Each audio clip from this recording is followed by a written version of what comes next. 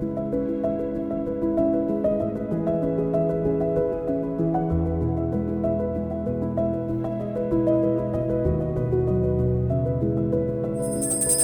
tribunal.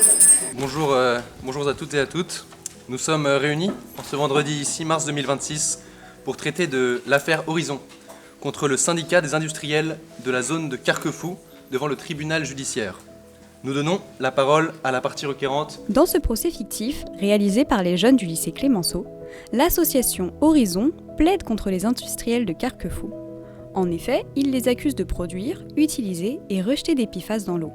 Le but étant qu'ils cessent leurs activités avec ces molécules et financent une décontamination comprenant également celle de l'eau de consommation. En vertu des articles 1246 à 1252 du Code civil, les défenseurs sont clairement à l'origine d'un préjudice écologique et leur responsabilité civile est engagée. Mais les faits sont là.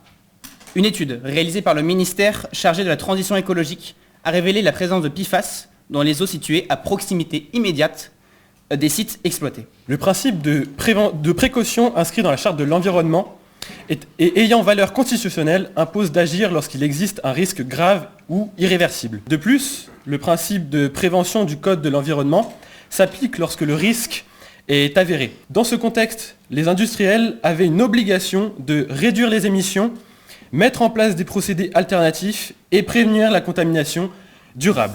Le devoir de vigilance doit empêcher que le silence de la réglementation ne devienne le complice d'un désastre sanitaire.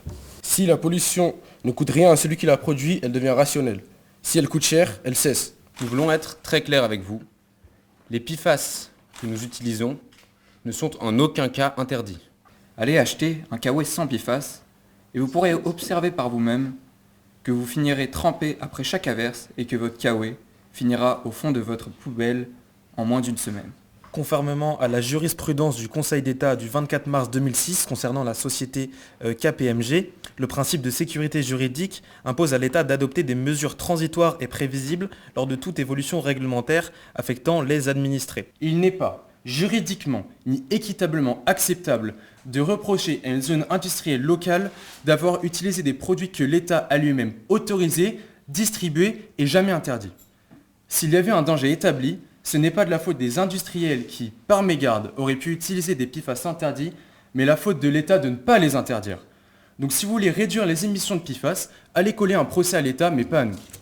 Alors l'invocation ici du principe de précaution est détachée de tout fondement concret et elle reviendrait à consacrer un principe d'inaction qui serait contraire à la liberté d'entreprendre du préambule de 1946 et au développement durable de la Charte de l'environnement, article 6. Une fois les argumentaires des deux parties terminés, les juges leur posent des questions pour clarifier certains points. Comment établissez-vous un lien de causalité certain entre les rejets industriels et la contamination de l'eau ? Quel est votre niveau d'acceptabilité des PFAS ? Considérez-vous que l'absence de consensus scientifique équivaut à une absence de risque ?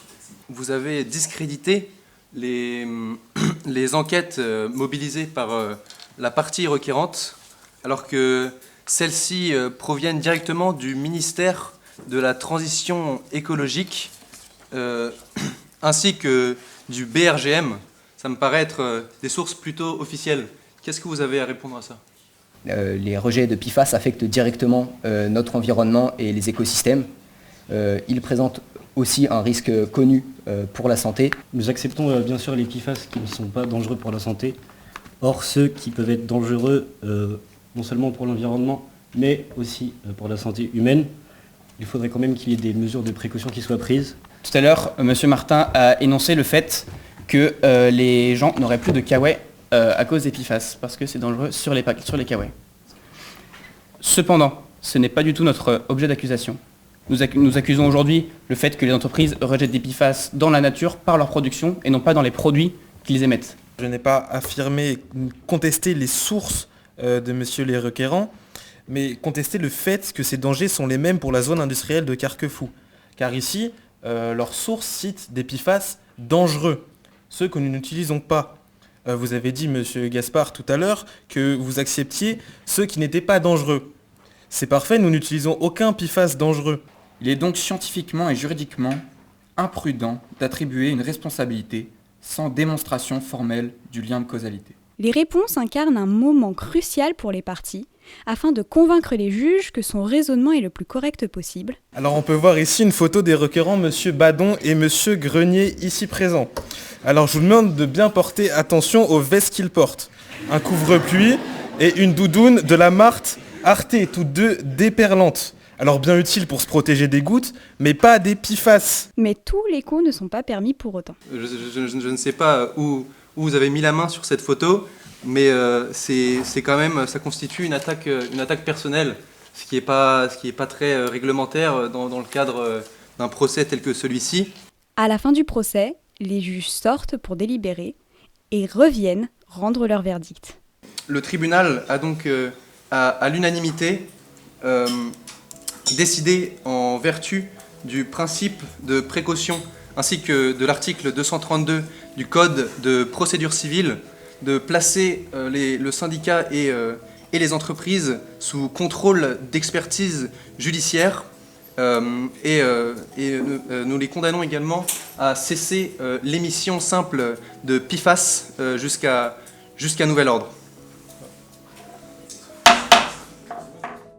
Les procès pour demain allient droit, écologie et jeu d'acteurs. C'est une forme de médiation co-créée qui peut encourager le développement du pouvoir d'agir des citoyens.